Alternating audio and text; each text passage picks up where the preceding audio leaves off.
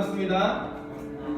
네, 반갑습니다. 하나님은 우리를 모른다 하지 않으십니다. 뭔가 불안과 두려움 그리고 공허 속에 살아가는 오늘도 하나님은 여전히 우리를 놓지 않고 사랑하십니다. 우리 옆사람과 이것을 서로가 확인시켜주는 믿음의 고백을 함께 나누었으면 좋겠는데요. 우리 옆사람과 이렇게 인사했으면 좋겠습니다. 주님께서 당신을 사랑하십니다. 이렇게 인사하겠습니다. 예, 뒤에도 우리 귀한 분들 계십니다. 우리 뒤를 돌아보셔서 주님께서 당신을 사랑하십니다. 우리 이렇게 인사하겠습니다. 네, 그렇습니다. 주님께서 우리를 여전히 동일하게 사랑하십니다. 우리 그 마음으로 우리 옆사람 함께 축복하면서 나아갔으면 좋겠습니다. 주님은 너를 사랑해. 주님은 너를 사랑해. 우리를 사랑하신 주 널 사랑해. 주님은 너를 사랑해. 주님은 너를 사랑해. 우리를 사랑하신 주 널 사랑해. 옆사람을 향하여서 주님은 너를 사랑해.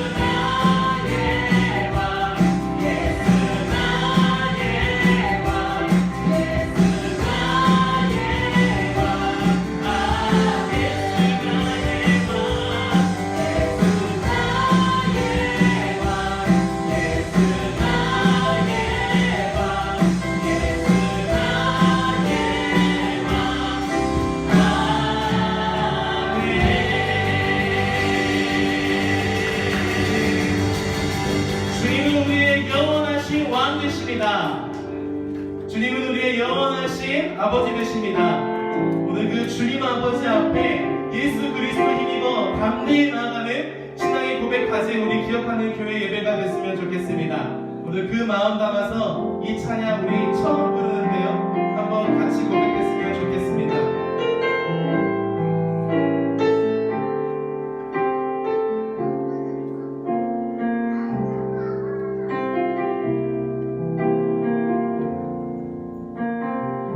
내 하나님 서신 발 앞에 무릎 꿇고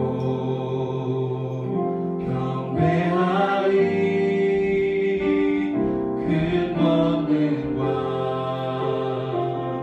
영광이 가득한 내 아버지 계신 이곳 오 하나님, 그 빛난 얼굴 배우며 두 손 들고 나아가리. 찬송과 존귀와 영광과 능력은 그 하늘 보좌 위에 주님께.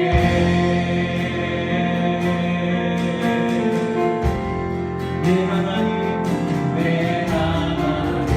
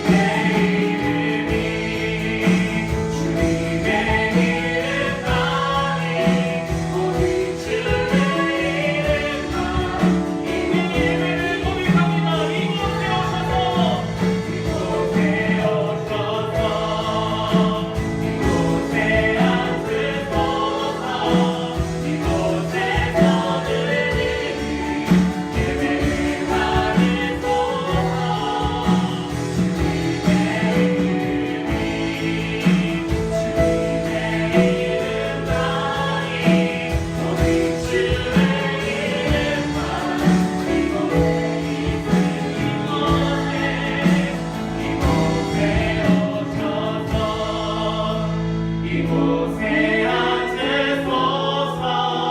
이곳에서 드리는 예배를 받으소서.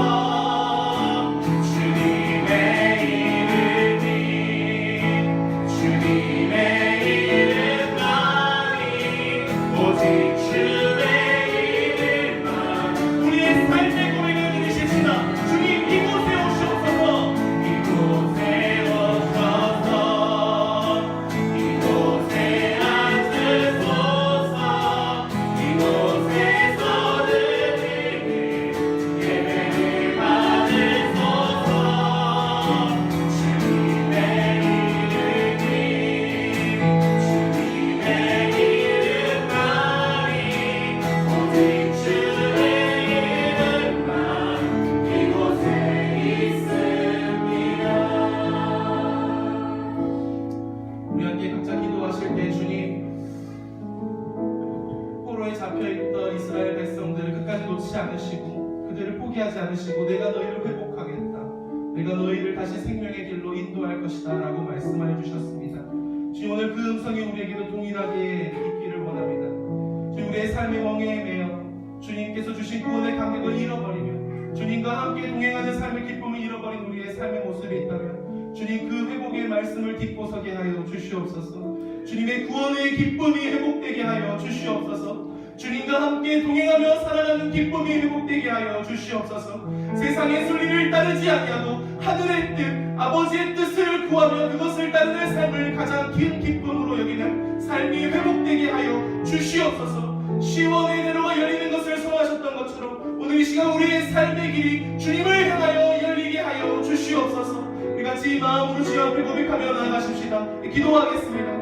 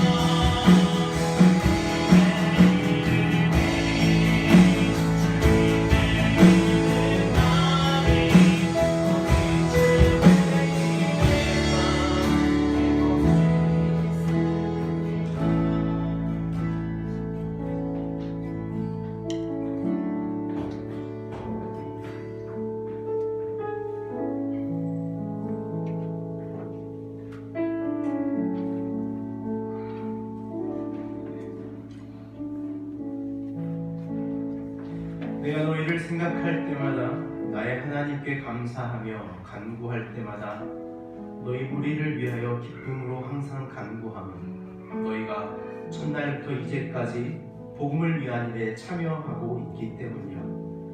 너희 안에 착한 일을 시작하신 이가 그리스도 예수의 날까지 이루실 줄을 우리는 확신하노라. 아멘. 오늘 우리 안에 예수 그리스도의 심장을 담게 하시고 그를 사모하는 하나님의 증인으로 나아가는 우리의 예배가 되게 하여 주시옵소서. 우리의 허물과 죄와 우리의 연약함을 뒤로하고 우리를 구원으로 부르시는 하나님의 은혜의 주대에 아멘으로 감사함으로 나아가는 우리 되게 하여 주시옵소서. 우리 그 마음 담아 창조절 9째 주일 공동 기도문으로 함께 기도하겠습니다. 가을의 계절을 맞아 열매와 축제의 삶으로 우리를 초대하시는 하나님, 이제 우리가 그 마지막 삶의 열매와 축제와 기쁨을 하나님께 드리오니 오늘 우리의 예배가 감사의 고백 가득한 축제와 같게 하옵소서. 우리의 영혼으로 간절히 기도하오니 맑은 가을 하늘과 같이 우리의 영혼이 높이 오르게 하시고 그 높은 곳으로 나아가는 우리의 기도가 하나님과 만나게 하옵소서. 무거운 죄와 문제를 경험하고도 벗어나지 못하는 어리석음이 수치와 부끄러움을 가져다 준다 해도 그리스도를 의지함으로 우리의 예배는 참회의 시가 됩니다. 은혜로 주어진 구원임에도 불구하고 차별당하는 것처럼 경생한 것처럼 은혜를 아는 저희에게 자비와 은혜의 하나님 모시어 차별하지 않고 자격을 묻지 않는 하나님의 품에 안기게 하옵소서.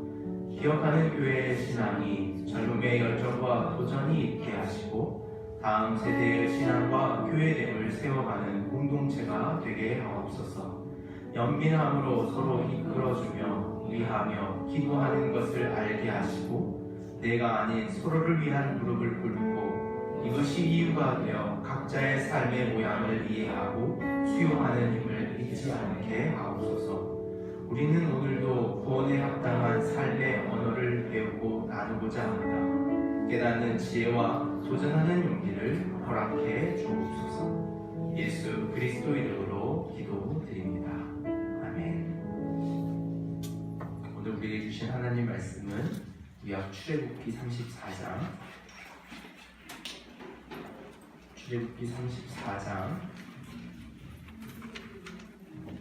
1절에서 9절까지 말씀입니다.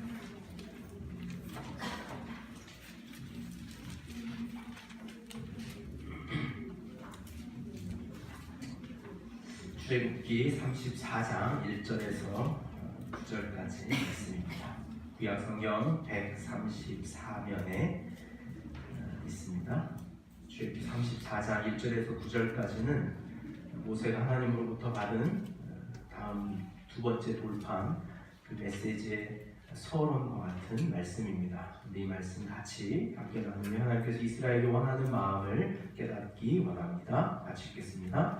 여호와께서 모세에게 이르시되 너는 돌판 둘을 처음같이 흔들라. 내가 깨뜨린 처음 판에 있던 말을 내가 그 판에 쓰리니 아침까지 준비하고 아침에 시내 산에 올라와 산 꼭대기에서 내게 보이되 아무도 너와 함께 오르지 말며 온 산에 아무도 나타나지 못하게 하고 양과 소도 산 앞에서 먹지 못하게 하라.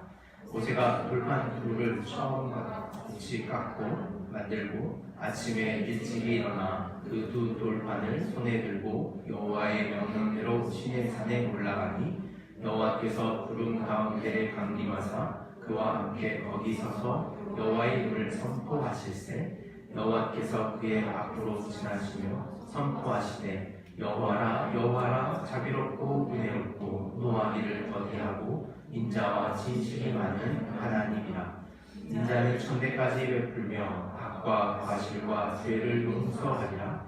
그러나 벌을 면제하지는 아니하고 아버지의 악행을 자손 상대까지 보응하리라. 모세가 급히 땅에 엎드려 경배하며 이르되 주여 내가 주께 은총을 입었거든 원하건대 주는 우리와 동행하옵소서. 이는 목이 뻣뻣한 백성이니이다. 우리의 악과 죄를 사하시고 우리를 주의 기업으로 삼으소서. 아멘. 하나님의 말씀입니다.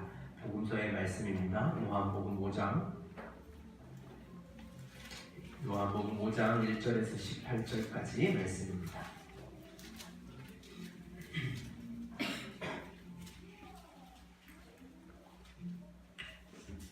요한복음 5장 1절에서 18절까지의 말씀은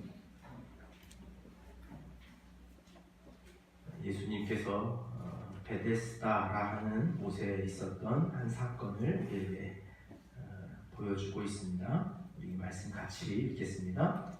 그 후에 유대인의 명절이 되어 예수께서 예루살렘에 올라가시니라.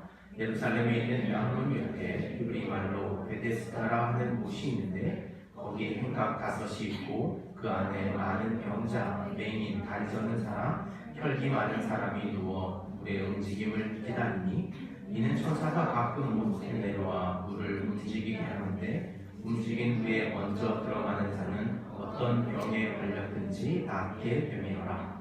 거기 38배 된 병자가 있더라. 예수께서 그 누운 것을 보시고 병이 벌써 오래된 줄 아시고 이르시되 내가 낫고자 하느냐? 병자가 대답하되 주여 물이 움직일 때에 나를 못에 넣어주는 사람이 없어 내가 가는 동안에 다른 사람이 먼저 내려가나이다. 예수께서 이르시되 일어나 내 자리를 들고 걸어가라 하시니 그 사람이 곧 나와서 자리를 들고 걸어가니라. 이날은 안식일이니 유대인들이 병 나은 사람에게 이르되 안식일인데 내가 자리를 들고 가는 것이 옳지 아니하니라. 대답하되 나를 낫게 한 그가 자리를 들고 걸어가라 하더라 하니 그들이 묻되 너에게 자리를 들고 걸어가라 한 사람이 누구냐 하되 고침을 받은 사람은 그가 누구인지 알지 못하니 이는 거기 사람이 많으므로 예수께서 이미 피하셨습니다. 그 후에 예수께서 성전에서 그 사람을 만나시되 너가 나았으니 더 심한 것이 생기지 않게 다시는 죄를 범하지 말라 하시니 그 사람이 유대인들에게 가서 자기를 고친 이는 예수라 하니라. 그러므로 안식일에 이러한 일을 행하신다 하여 유대인들이 예수를 박해하게 된지라. 예수께서 그들에게 이르시되 내 아버지께서 이제까지 일하시니 나도 일한다 하시매 유대인들이 이로 말미암아 더욱 예수를 죽이고자 하니 이는 안식일을 범할 뿐 아니라 하나님을 자기의 친아버지라 하여 자기를 하나님과 동등으로 삼으심이라. 아멘. 하나님의 말씀입니다. 요한복음 5장 1절에 있는 이 베데스다 이야기로부터 말씀을 시작하려고 합니다. 오늘 5장에서는 예수님 당시에 주후 1세기에 이 팔레스타인 지역에 있었던 한 가지 좀 특징적인 사건을 우리에게 이제 보여줍니다. 그것은 이 베데스다라고 하는 연못을 중심으로 일어난 사건이었는데 오늘 우리가 읽었던 요한복음 5장에 보면 이 베데스다라고 하는 것을 설명하기 앞서 그 요한복음에서 등장하지 않는, 자주 등장하지 않는 몇 가지 특징들을 우리에게 설명해 줍니다. 그 특징들이 무엇이냐면 먼저는 이날이 어떤 유대인의 종교적 절기와 연결되어 있다는 정보를 우리에게 하나 듣게 하고, 그리고 그 연못이 있는 곳이 어떤 문을 통과하여 가는 곳이다 이렇게 있더라는 거예요. 예루살렘을 둘러싸고 있는 여러 문들이 있었습니다. 우리가 잘 알고 있는 미문이라고 하는 문, 이 사도행전에 등장했던 미문이라는 문과 이 양문이라고 하는 문이 있습니다. 양문이라고 하는 문을 여러분들이 딱 우리 글로 읽었을 때 번뜩 떠오르는 이 문의 이미지나 아니면은 성격을 여러분 좀 예상하시겠습니까? 어떤 문일 것 같다. 이 양의 문이다라고 하는 양이 무슨 의미일까요? 네? 무슨 의미일 것 같습니까? 우리가 저 혼자 이렇게 깨어 있을 수 없기 때문에 여러분들 좀 깨우고자 하는 마음에 질문을 좀 해보겠습니다. 이 양이 뭘까요? 양이 여러분 생각하기에 뭘 것 같습니까? 네? 양이 뭘까요? 네?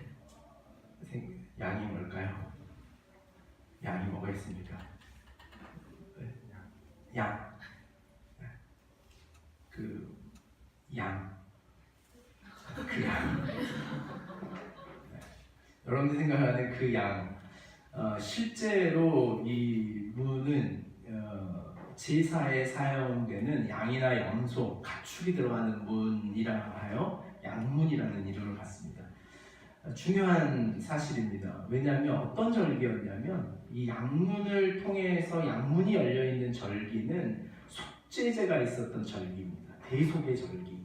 그래서 이스라엘의 모든 죄를 대속하기 위해서 그 성전에서 제사장들이 양을 잡거나 염소를 잡아서 그 양과 염소를 세척하고 거룩하기 위해서 만들어 놓은 못이 이 베데스다라고 하는 못이었습니다.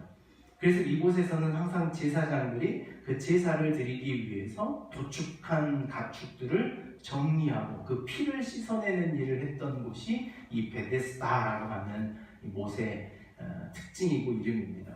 양문 근처에 있었습니다. 왜냐하면 짐승들이 빨리 들어올 수 있는 길이어야 했고 또 짐승들을 통과시키는 문을 분류해서 사람과 구분지어 그 짐승들을 가지고 오는 문이 양문이었기 때문에 그렇습니다. 베데스다라고 하는 이름의 특징도 있습니다. 베데스다라고 하는 이름을 여러분 성경에 혹시 주석해 놓은 성경이 있으실 텐데 그건 좀 비싼 성경은 그렇습니다. 없는 성경은 없는데 거기 보면 자비의 문이다 이렇게 이제 이름되어져 있을 겁니다. 자비의 집이다. 이 히브리 말로 베데스다라고 하는 것이다라고 성경은 우리에게 이렇게 말합니다. 예루살렘에 있는 양문 곁에 히브리 말로 베데스다라 하는 못이 있는데요. 히브리 말로 베데스다라고 하는 이름을 갖는 것 중에 이 벳이라고 하는 것에 우리가 잘 알고 있는 용어가 있습니다. 이 베델이라고 하는 곳이 성경에 자주 등장하는 벳이라고 하는 것은요 히브리 말로 집이라고 하는 뜻을 갖습니다. 집. 우리가 또 알고 있는 이 집이 들어가는 단어가 있는데 그건 베들레헴입니다. 베들레헴은 예수님이 태어났던 베들레헴의 원래 이름은 무슨 의미냐면 벳은 집이라는 의미이고 들레헴은 레헴이라고 하는 것은요 빵이라고 하는 히브리어입니다. 그래서 베들레헴이라고 하는 것이 히브리 말인데 빵의 집이라고 하는 것이 베들레헴의 지역적 특징이었습니다. 실제로 베들레헴은요 이 추수한 이후에 곡식을 찢는 방앗간들이 많이 있었던 지역이 베들레헴이었습니다. 그래서 예수님께서 베들레헴에서 나실 때 그 말 구유에 눕혔던 그 구유가 있었던 풍요로운 땅은 그 베들레헴의 또 하나의 특징이었어요. 예수님은 그 베들레헴에서 자신이 태어나면서 이렇게 선포하십니다. 자신을 세상에 주어진 떡이다, 먹을 것이다 라고 상징하시면서 자신이 베들레헴이라고 하는 것, 그 빵의 집, 먹이는 집에서 탄생한 자신의 삶에 대하여 베들레헴의 이야기를 예수님은 연결하여 사용하십니다. 베델이라고 하는 것은요, 엘로힘이라고 하는 단어가 히브리어로 하나님이라고 하는 단어입니다. 그럼 베델은 무슨 의미를 갖습니까? 주변에 베델 교회라고 하는 교회들이 참 많습니다. 하나님의 집이라고 하는 의미를 갖는 게 이 베델이라고 하는 단어. 베데스다라고 하는 것도 이 벳이 집이라고 하는 의미를 갖습니다. 뒤에 등장하는 우리 성경에는 이 베데스다라고 되어 있지만 벳헤세드라고 하는 것이 원래 더 원어에 가깝습니다. 헤세드라고 하는 말은 조금 신앙생활 하시는 분들은 익숙한 단어일 텐데 히브리어로 헤세드라고 하는 말은 무슨 말이냐면 은혜, 자비, 친절이라고 하는 의미를 갖는 것이 헤세드라고 하는 히브리어입니다. 그렇다면 이 연못이 가지고 있는 이름의 이 풀네임은 뭡니까? 은혜의 집, 자비의 집. 우리는 종종 그런 것들 좀 장애인 공동체에 많이 사용하는데 이 은혜의 집, 이 자비의 집이라고 하는 특징을 갖습니다. 이곳에 또 한 가지의 특징이 있었는데 이곳에 어떠한 일이 있었냐면 큰 행각이 5개나 있을 만큼 굉장히 넓은 지역을 갖고 있었던 것이 이 베데스다 연못의 특징이었습니다. 행각이라고 하는 것은요 오늘 우리식으로 말하면 정자와 같은 겁니다. 넓은 마루가 있고 그 마루 위에 이 지붕이 덮어져 있는 것을 행각이라고 말합니다. 행각이 5개나 놓여져 있는 이 베데스다 자비의 집이라고 하는 곳에서 일어났던 예수님의 이야기를 이 본문 안에서 설명해 주고 있더라는 것이죠. 오늘 이 4절 말씀, 5장 4절에 있는 말씀을 우리가 한번 같이 읽을까요? 5장 4절에 있는 말씀입니다. 같이 읽겠습니다. 시작. 이는 천사가 가끔 못에 내려와 물을 움직이게 하는데 움직인 후에 먼저 들어가는 자는 어떤 병에 걸렸든지 낫게 되니라. 오늘 여기에 가지고 있었던 어떤 전설 같은 사회적 현상이 하나 있습니다. 그게 뭐냐면 먼저 들어가는 사람에게는 어떤 병이든지 낫게 된다라는 거예요. 굉장히 중요한 이 상황을 우리가 이해해야 합니다. 무슨 질병에 걸렸든 그 사람이 어떻게 그 병에 걸렸든 묻지 않고 그 베데스다라고 하는 연못에 들어가면 그 사람이 그 질병을 낫더라는 거예요.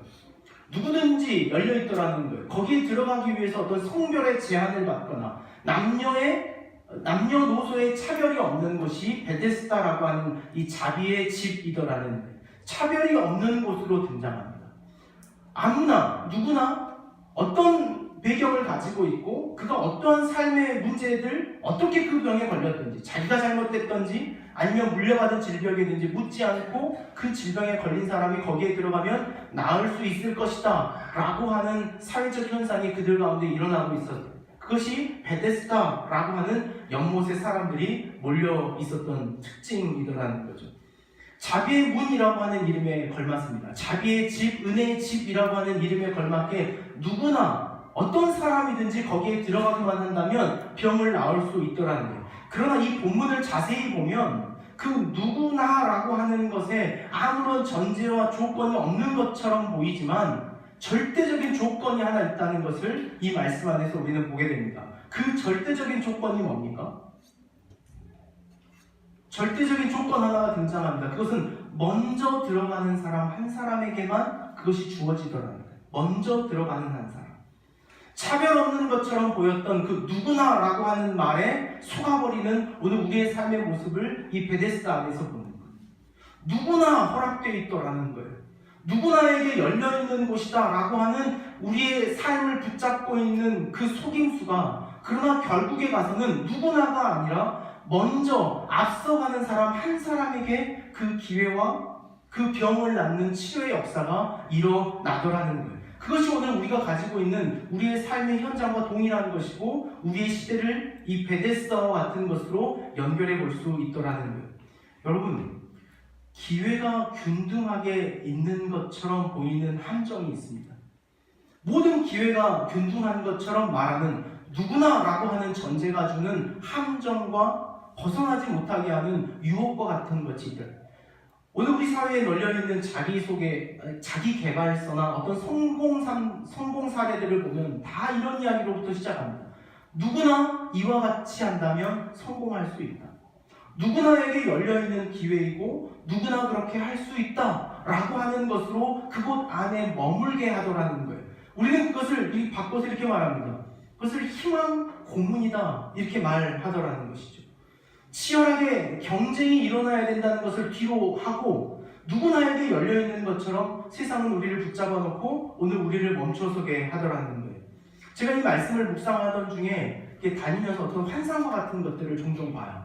원래 제가 환상을 보거나 이런 특별한 것을 보는 능력은 없는데 이 말씀을 묵상하다 어떤 이 환상들을 보게 되냐면 이 거리를 지나가다 보니까 이 복권 판매하는 데 보니까 이 복권 판매하는 데에 제 123차 1등 당첨 이렇게 붙어있는 플랜카드들을 드문드문 보더라고요.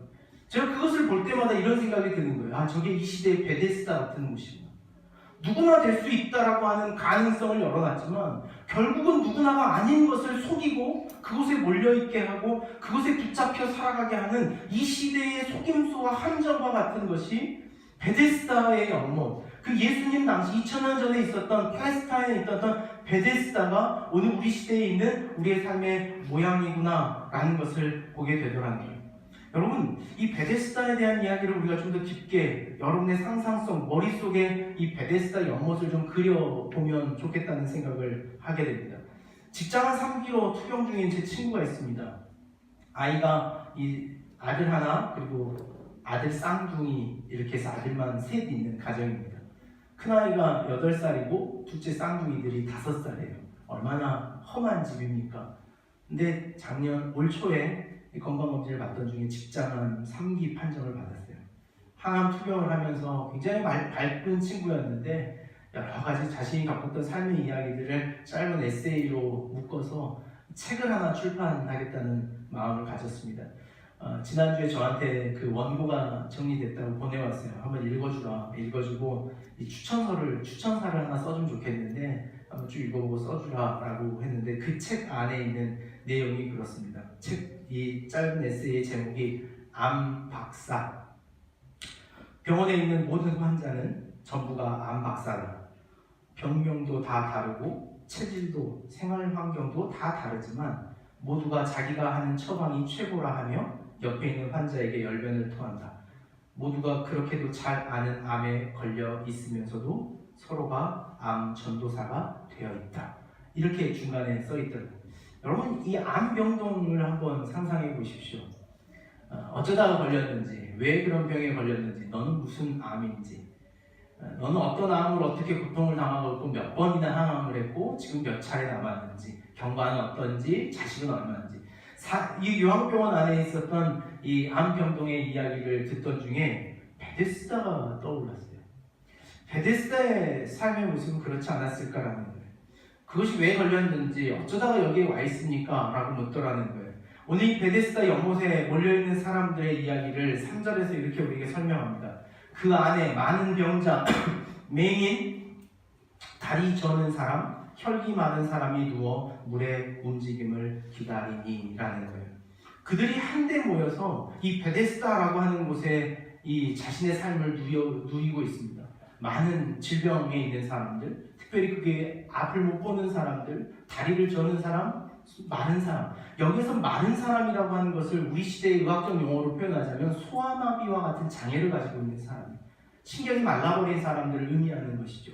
그들이 그 베데스다 행각에 자신의 삶의 자리를 누리고 거기에 있는 거예요. 거기 누워있는 동안 그들은 어떤 이야기를 하겠습니까? 젊은 사람이 어쩌다가 이렇게 아프게 됐어. 아니, 어르신은 얼마나 오랫동안 아파오셨습니까? 저는 제가 이렇게 살다가 갑자기 이 다리를 못 쓰는 질병에 걸렸는데 저는 아이가 셋이나 있고 이 가정을 돌봐야 될 어려움이 있습니다. 그래? 아이고, 다음에 연못이 움직인다면 당신 먼저 들어가는 것이 맞겠네. 어쩌다 그 병에 걸렸는가? 나야 이 평생 다 살았지만 당신 같은 사람은 빨리 나와서 사회로 다시 돌아가야지. 할 일이 얼마나 많은데 라고 그들 안에서 그 못이 움직이기를 기다리는 그들의 삶에 서로 공유하고 공감하고 그들의 삶을 이야기하고 있었던 그 삶의 자리들을 충분히 상상해 볼 수 있더라는 거예요. 네가 더 먼저 나오면 좋겠다. 야, 네가 더 빨리 나와서 그 안 못 보던 네가 빨리 세상을 한번 봤으면 좋겠다. 안 못 보던 네가 정말 저 넓은 푸른 하늘에 오늘 이 가을과 같은 절기에 저 익어가는 단풍을 한번 내 눈에 담아보면 좋겠다 라고 연민하고 공감하던 그들의 삶이 한순간에 무너지는 사건이 일어나는 거예요. 한순간에 아무것도 없는 것처럼 아수라장이 되는 자리가 있어요. 여러분, 그 지점은 언제겠습니까? 물이 움직이는 지점. 자비가 임하는 그 지점에 인간의 마음에 있던 모든 자비가 사라져버리는 그 이야기. 그것이 오늘 베데스다 이야기 안에 있는 오늘 우리의 삶의 이야기더라고요.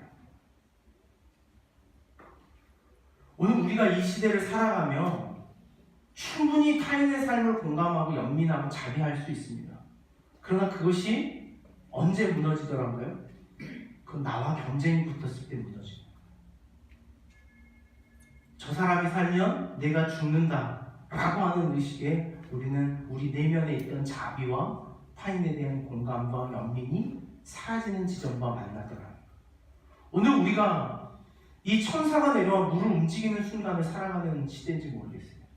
취업이라고 하는 지점이 그런 건지 모르겠어요. 천사가 물을 풍덩하는 그 지점에 내가 왜 떨어졌는지, 내가 왜 그랬는지도 모르는 그 지점에 누군가는 되고 누군가는 되지 않아. 그저 되기 위해서 짓밟고 넘어지고 밀치고 달려왔던 그 걸음이 돌이켜 후회되는 우리 인생과 같은 삶의 자리가 그렇지 않는가라는 거예요.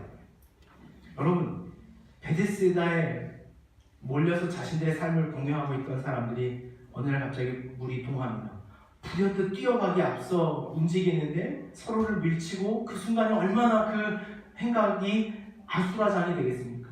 결국에 선택받은 사람 한 명이에요. 그 우물에 들어간 수많은 사람들이 풍덩풍덩했지만 결국에 나은 사람 한 명만 유유히 집으로 돌아가고 나머지 사람들은 걸어 나오며 서로를 바라보는 그 멋쩍음이랄 것?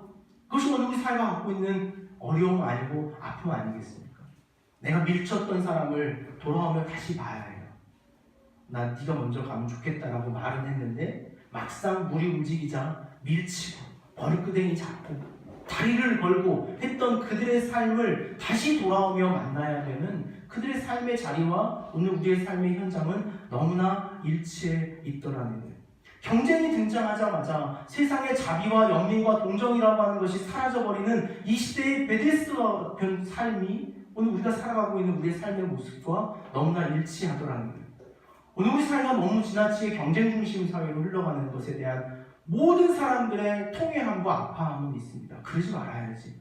너무 우리 그렇게 살지 말자. 한국 사회가 가지고 있는 교육의 경쟁 중심, 오늘 그것의 폐단으로부터 벗어나자라고 말하지만 모두 다 그 조류 안에서 자신들의 자식을, 자신들의 삶을 그 경쟁의 최우선의 우월한 자리에 세우고자 하는 자신의 삶의 문제로 나아가잖아요. 오늘 우리 사회가 가지고 있는 이 경쟁 중심의 사회, 경쟁해야만 살아갈 수 있다라고 인식하고 경험하고 배우고 그것을 받아들이고 있는 오늘 우리에게 베데스다는 분명히 의미 있는 말씀이더라고요. 오늘 무엇에 대하여 여러분 경쟁하며 살아가십니까? 여러분 안에 경쟁하여 결단코 내가 저 사람보다는 앞서야겠다라고 의식하며 살아가고 있는 우리의 삶의 모습은 어디 있죠? 오늘 세상과 사회가 그래요. 오늘 6절 말씀에 그 중에 어떤 병이 걸려 38해, 38년이라고 하는 시간 동안 그 행각에 머물러 살고 있는 그곳이 자신의 삶의 자리가 되어버린 한 사람에게 예수님이 찾아갑니다. 그 예수님께서 찾아가서 하신 말씀이 예수께서 그 누운 것을 보시고 병이 벌써 오랜 줄 아시고 이르시되 예수님께서 그 사람에게 이렇게 질문합니다. 뭐라고 이야기합니까? 내가 낫고자 하느냐? 라는 것으로 예수님께서 질문하시더라고요. 38년이나 그곳에서 자신의 삶을 거치고자 애써 노력하고 있던 인생은 결과적으로 어떤 인생을 살아가고 있습니까? 38년 동안 그 행각에 머물러 살아가는 그 질병의 자리에서 자신의 삶을 깨워보지도 못하고 조절해보지도 못하는 자신의 삶의 절망을 가지고 있던 사람이에요. 낫기를 원하냐? 그러면 여러분 같으면 어떻게 대답하시겠습니까? 어떻게 대답하시겠어요? 네, 낫기를 원합니다. 함이 마땅한데 이 38년이나 아팠던 사람의 행동을 좀 보십시오. 병자가 대답하되 7절입니다. 병자가 대답하되 주여 물이 움직일 때에 나를 못에 넣어주는 사람이 없어 내가 가는 동안에 다른 사람이 먼저 내려가나이다. 오늘 우리 사회의 경쟁 속에서 남겨져 있는 사람들이 가지고 있는 의식과 동일해요. 사회에 대한 저항, 불만, 분노. 여러분 누가 나를 그 못에 넣어줄 것이다 라고 생각하고 살아가십니까? 내가 들어가지 못했지만 누가 저를 그 못에 넣어주지 않습니다. 그 성공이라고 하는 자리에 저를 넣어주지 않습니다. 저희 아버지가 삼성 이건희가 아니어서 저를 그곳에 넣어줄 수 없습니다. 그러니 전 이렇게 살아야 합니다. 라는 그 패배감, 절망감. 여러분 그것이 이 38년 병자된 사람의 더 큰 질병이고 더 큰 어려움이더라는 거예요. 세상을 원망하고 세상에 대해 불평하고 나를 거기에 넣어주는 사람이 없습니다. 나를 그곳에 움직여주는 사람이 없습니다라는 거예요. 여러분 그럼 상식적으로 생각해 봅시다. 여기에 등장하는 병명을 제시한 세 가지의 병자가 있습니다. 반드시 시사적인 의미가 있습니다. 첫 번째는 어떤 질병을 가지고 있습니까? 앞을 볼 수 없는 사람이에요. 앞을 볼 수 없는 사람이 물의 움직임을 어찌 알겠습니까? 그 앞을 볼 수 없는 사람은 그러므로 앞을 보지 못하며 어떻게 하고 있겠습니까? 앞은 볼 수 있지만 걸을 수 없는 사람의 다리를 붙잡고 있을 것 같아요. 제가 생각해보니까 그래요. 그래서 이 사람이 움직이면 앞이 보이는 안 사람은 어떻게 하는 거예요? 아 움직였다고 나하고 뛰는 거예요. 여러분 그렇게 세상 살아가고 있지 않습니까? 내 눈 가려버리고 내 눈은 딱 그냥 무슨 잡고 있다가 그것 움직이면 아 그거 된다니 나도 따라가자. 그것 움직였다니 거기에 희망이 있다니 나도 거기에 걸어보자 라는 도박과 같은 마음으로 우리의 세상을 살고 있는 태도는 없냐는 거예요.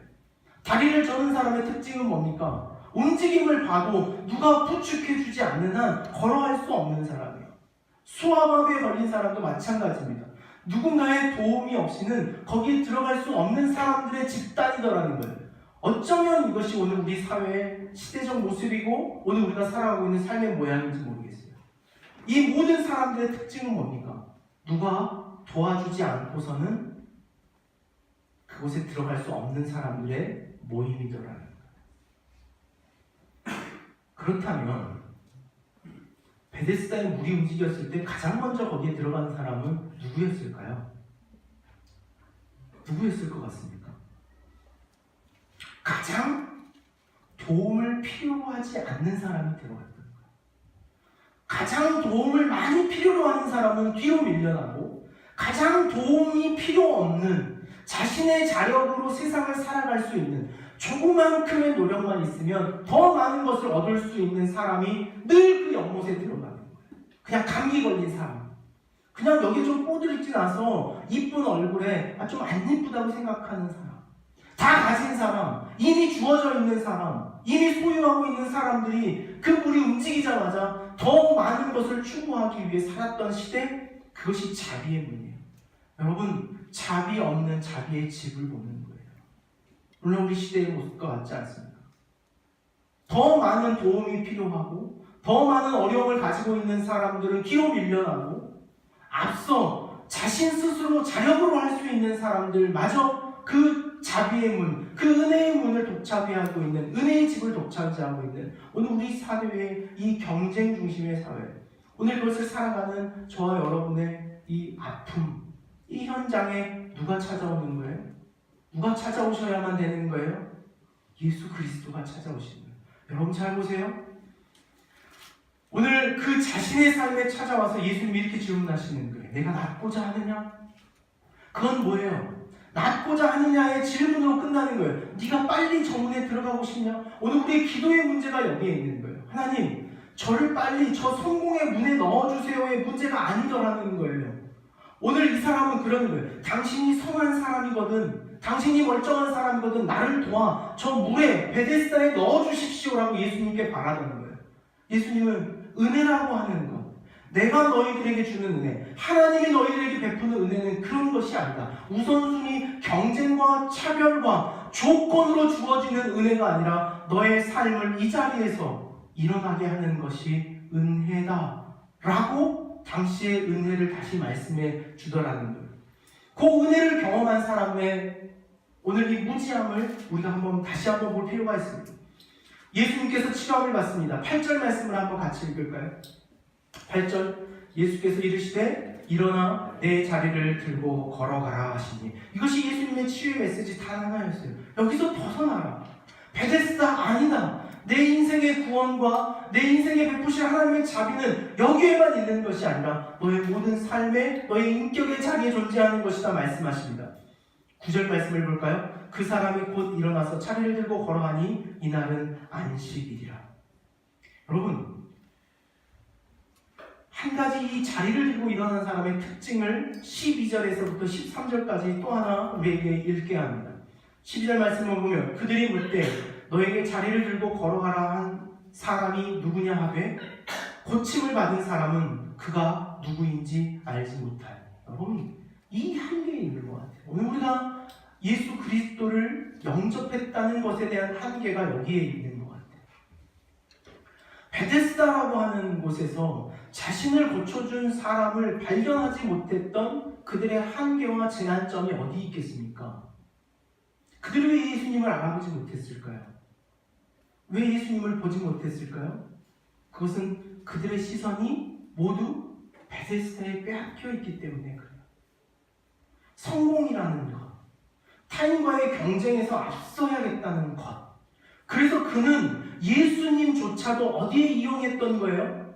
그 타인과의 경쟁에서 앞서는 도구로 예수님을 사용하고 있는 것, 그것을 기도로 여기고 그것을 신앙으로 여기며 살아가던 그에게 오늘 예수님 말씀하시는 거예요. 알지 못하였구나. 오늘 우리의 신앙이 혹 이 신앙의 복음을 알지 못하며 하고 있지는 않습니까? 우리가 열심히 신앙하고 열심히 기도하고 열심히 살아가고 있는 이유가 예수님을 이용해 그 베데스다에 먼저 들어가려고 하는 욕망으로 신앙하고 있다면 오늘 여기에 있는 고침을 받았을 때 그가 누구인지 모르는 어리석은 자가 되고 마는 거예요. 오늘 우리의 삶에 간절히 원하고 바라는 것은 예수 그리스도가 누구인지를 깨달아 알게 되는 것. 그 알을 통하여 우리의 삶이 경쟁이라고 하는 세상의 조류에 흔들려 그것이 전부인 것처럼 살아가는 인생이 아니라 오늘 나의 삶의 자체, 그 존재의 자리를 인정해 주시고 그 자리에 찾아와 당신의 자리와 우리의 자리를 바꾸시는 예수 그리스도를 경험하는 것, 그럼 그게 구원이에요. 예수님은 이 사건을 위해서 그 병든 자의 자리를 자신의 자리로 바꾸셨습니다. 예수님은요, 요한복음은요, 특징적인 사건을 우리에게 이렇게 설명합니다. 예수님은 요한복음 5장 이 사건을 비롯해서부터 바로 어떠한 일이 일어나냐면 예수 그리스도를 박해하는 자리로 자신의 삶의 자리가 바뀝니다. 요한복음 5장, 오늘 우리가 읽었던 16절에서부터 18절까지는 요한복음에서 최초로 예수님이 박해를 받기 시작하셨다는 결론과 그가 이제 유대인들로부터 더 큰 고난을 받기 시작했다는 것으로 이야기는 들어갑니다. 예수님은 어떻게 하신 것입니까? 그 병든 자가 38년 동안이나 고난받고 조롱당하던 그 삶의 자리를 자신의 자리와 바꾸시는 거예요. 이게 여러분 구원의 은혜예요. 그게 오늘 우리에게 행하시는 하나님의 자비와 은혜더라는 거예요. 베데스다, 자비의 집이라고 이름하여 있지만 자비 없는 세상, 누구나라고 하는 모든 조건이 없는 것처럼 우리를 욕망하게 하고 있는 이 세상의 힘에 대하여 오늘 예수님께서 우리에게 말씀하시는 거예요. 그 자리에 누구나 하는 것처럼 경쟁하는 세상에 살아가는 우리가 아니라 우리의 각자의 삶의 자리에서 오늘 우리의 삶의 문제를 해결하시고 그 우리의 어려움의 자리를 당신의 자리와 바꾸시는 예수 그리스도를 경험하는 것, 그것이 구원과 복음의 진정한 메시지라고 하는 것을 우리에게 말씀해 주고 있더라는 거예요. 누구나라고 하는 희망 고문이 있습니다. 그러나 결국에 한 명이에요. 제가 군대에 있을 때 제일 어려웠던 훈련이 하나 있고 힘들었던 훈련이 뭐냐면, 우리 남자분들은 알 텐데 선착순이라는 거예요. 선착순 정말 지독한 훈련입니다. 보통 소대가 한 20명에서 30명 정도 구성됩니다. 그럼 이제 교관이 아니면 이제 소대장이 선착순 3명 그러는 거예요. 그럼 선착순 3명은 무슨 말입니까? 꼴대 앞 선착순 3명 그러는 거예요. 그럼 저 꼴대를 이 30명 다 돕니다. 그럼 다 돌아서 오는데 그 열심히 돌아온 사람 중에 몇 명만 이제 쉴 수 있는 거예요. 딱 3명만 쉬는 거예요. 그럼 나머지 사람은 다시 그 3명이 되기 위해서 열심히 달려야 돼요. 열심히 뛰어야지만 다시 또 3명이 될 수 있더라는 거예요. 제가 어려서 달리기도 잘했습니다. 달리기도 잘하고 그 명령도 잘 듣고 순종하는 사람이었어요. 근데 군대 가면 정말 달리기 못할 것처럼 생긴 아이들도 선착순 하면요 얼마나 빨라지는지 몰라요. 제가 저렇게 달릴 수 있는 녀석이었던가 싶을 만큼 막 빛의 속도로 뛰기 시작합니다. 그럼 3명이 되기 위해서 열심히 달리는 거예요. 그래서 가지 못한 나고자들은 마치 아무런 죄가 없지만 열심히 뛰었지만 그 3명이 되지 못했다는 것으로 계속 뛰어야 되는 거예요. 그러면 마지막 3명이 되려면 적어도 몇 바퀴 뛰어야 되냐면 한 10바퀴 정도 뛰었을 때 마지막 사람은 여기에 들어오는 거예요. 제일 앞에 있는 사람은 먼저 들어왔다는 이유로 마음 편하게 지켜보고 있고, 그저 태어나면서부터 달리기를 못한 죄밖에 없는 그 사람은 선착순이라고 하는 것 때문에 계속 달려야 하는 것. 그게 어쩌면 우리 세상과 같지 않나. 아니, 그것이 세상이면 될 텐데 또 한 가지 염려스럽고 더 가슴 아픈 것은 이 땅의 교회가 그런 모습은 아닌가라는 생각을 하더라고요. 오늘 우리의 신앙이 말이에요. 신앙.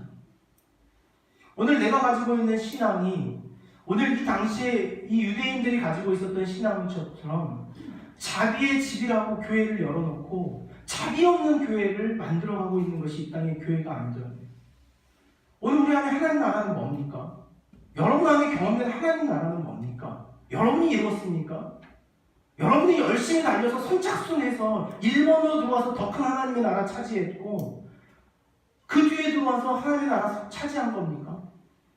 오늘 우리가 일궈서 만든 하나님 나라는 아무것도 없습니다. 그저 자비로, 은혜로다. 그 은혜로 베풀어 놓으신 하나님의 자비의 구원인데 오늘 우리의 신앙이라고 하는 것에 자비는 없는 것 같아요.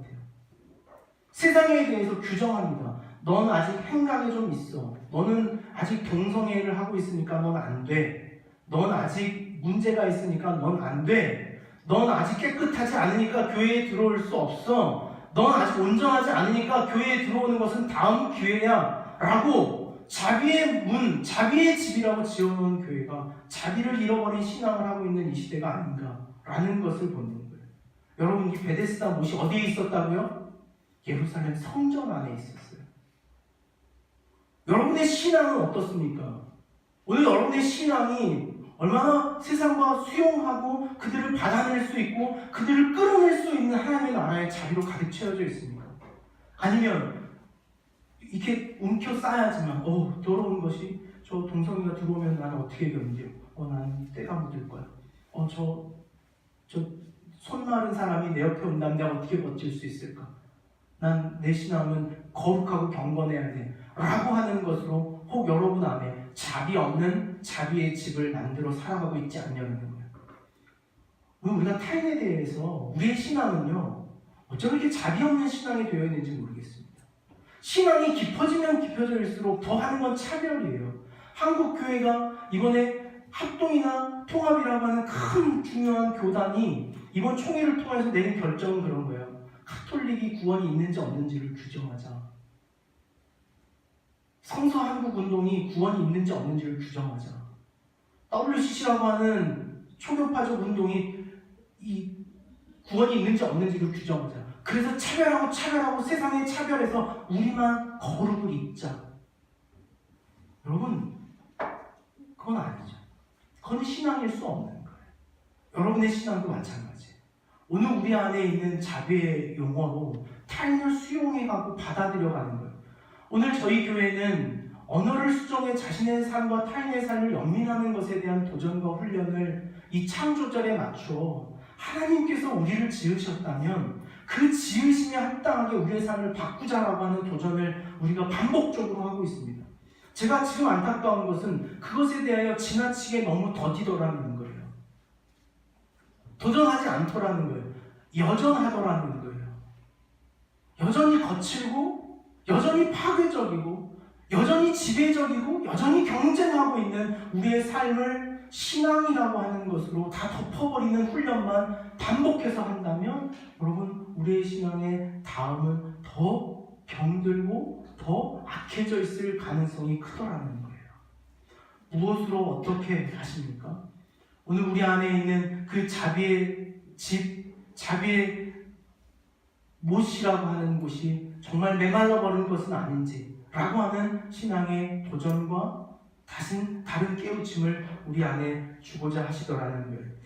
말씀을 준비하다가 한 영상 하나를 보고 여러분과 마지막 결론으로 좀 나누고자 영상 하나를 좀 같이 보기 원합니다.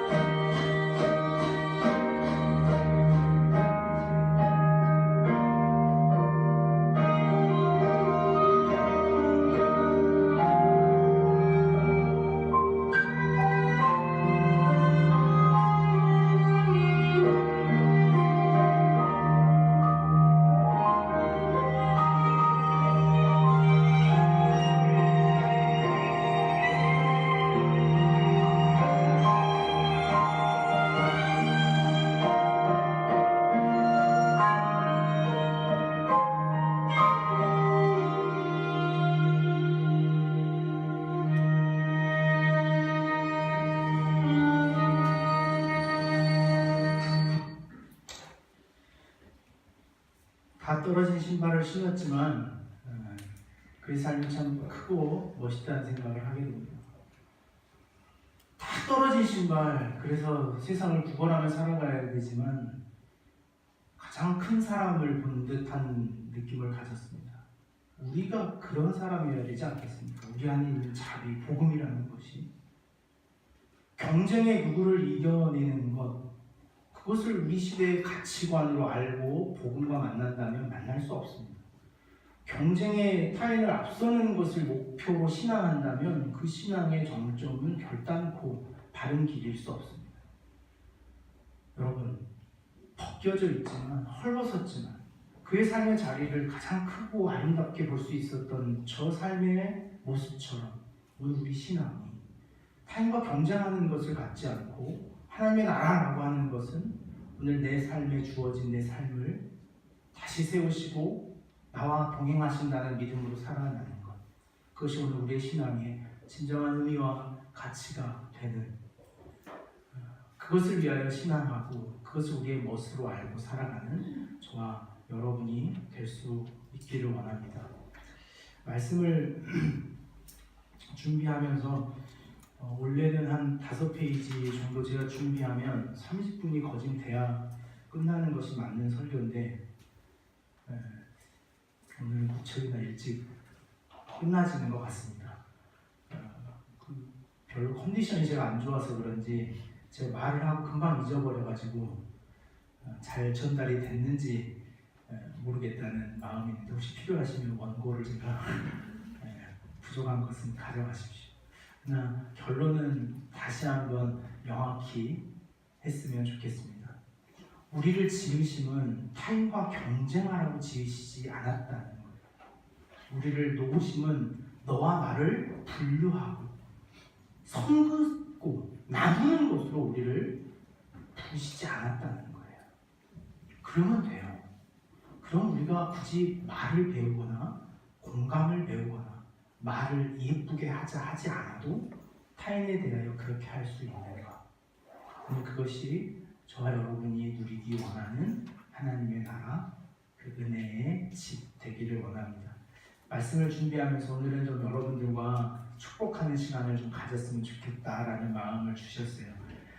주님은 너를 사랑해라는 이 찬양이 있는데요. 이 찬양 혼자 여러 번 들었습니다. 주님은 너를 사랑해, 주님은 너를 사랑해. 그래, 네 마음이 맞아라고 말씀하시는 것 같아요. 하나님 우리에게 그렇게 하시는 것 같아요. 그래, 네 마음이 맞아.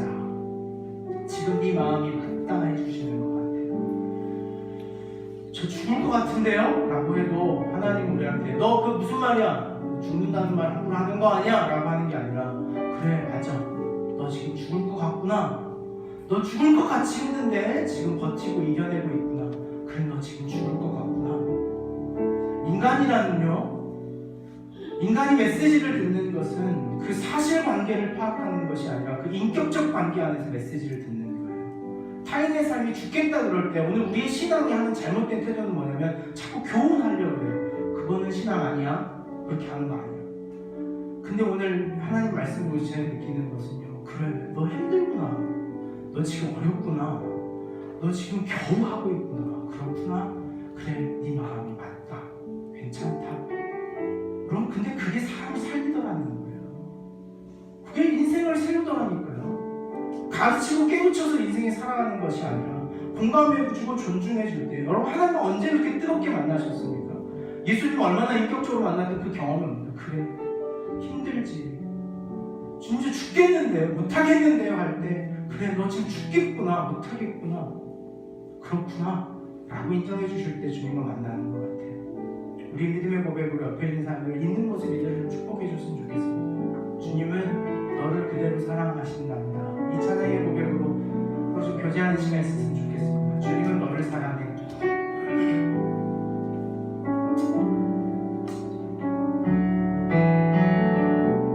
주님은 너를 사랑해. 주님은 너를 사랑해.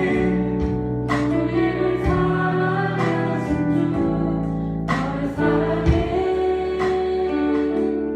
주님은 너를 사랑해. 주님은 너를 사랑해.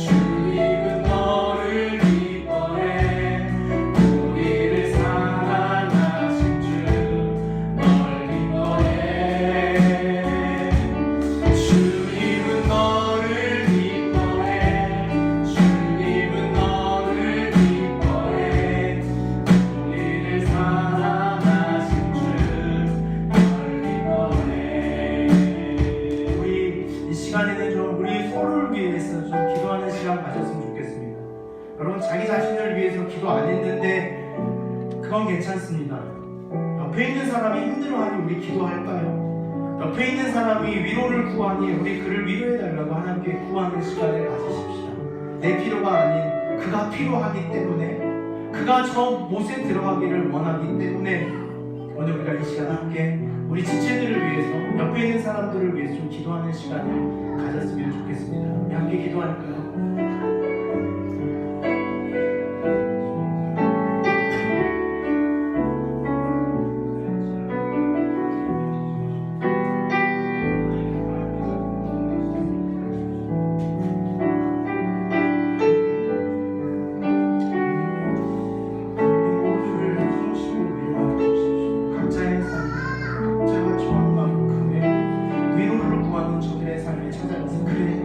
내 마음이 옳다고 말씀하시는 하나님의 음성을 듣는 저희 모두가 되게 하여 주시옵소서.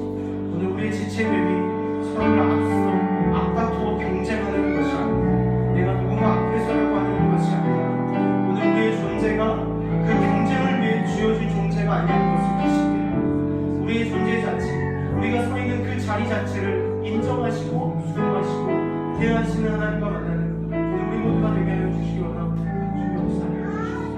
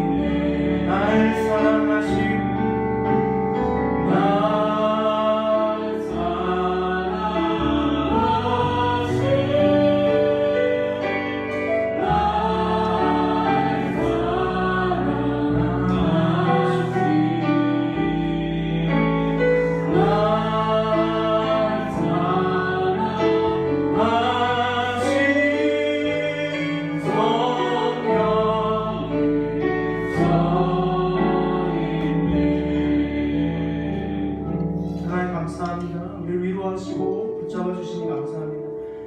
세상이 베데스다와 같습니다. 누구나 허락된 것처럼 열어놓고는 결국에 하나만 뽑아내는 세상입니다. 그래서 마치 경쟁하는 것이 맞는 것처럼, 경쟁해야 하는 것처럼 오늘 그 세상의 조류에 빠져버린 우리의 삶을 봅니다. 하나님, 오늘 우리 구원하여 주십시오. 그 베데스다의 조류에서 우리를 구원하여 주셔서 오늘 우리의 삶이 경쟁하는 것으로 지어진 존재가 아닌 서로 나누며 연합하여 사는 존재로 지어졌음을 다시 고백하고 오늘 그 믿음 가운데 서로 살아내는 우리와 교회가 되게 하여 주시옵소서. 우리의 신앙한다는 것이 타인을 차별하고 정죄하고 분류하고 뽑아내는 것이 아니라 그의 있는 모습을 존중하여 오늘 우리 안에 있는 자비의 소식을 들을 수 있도록 그와 대화하는 것임을 다시 한번 깨닫고 오늘 이 넉넉함으로 저 찢어진 쓰레빠 신고 있는 삶일지라도 초라하지 않고 부끄럽지 않게 살아낸 것처럼 우리의 삶이 그 힘찬 걸음 다시 살아갈 수 있도록 주님 우리를 붙잡아 주시고 역사하여 주시옵소서. 하나님, 우리 지체들 가운데 특별히 위로가 필요한 지체들이 있습니다. 삶에 큰 어려움을 당한 지체들, 그리고 무거운 마음으로 시험을 준비하고 또 앞날을 준비하는 저들이 있습니다. 더 치열하게 경쟁 앞에 나아가는 저들의 삶을 주님 붙잡아 주시옵소서. 그것이 전부가 아닌, 인생을 판단하는 전부가 아닌 그 하나님의 존재로 다시 새로워지는 저들의 삶이 되게 하여 주시옵소서. 우리 주님 예수님의 이름으로 기도하옵나이다. 이제는 우리 구주 예수 그리스도의 구원의 은혜와 하나님의 크신 사랑과 성령의 위로하시고 교통하시는 역사가 하나님의 나라, 그 자비의 나라를 다시 세우기를 소망하는 주의 거룩한 자녀들 위해 이제부터 영원토록 함께 하시기를 간절히 축원하옵나이다. 아멘.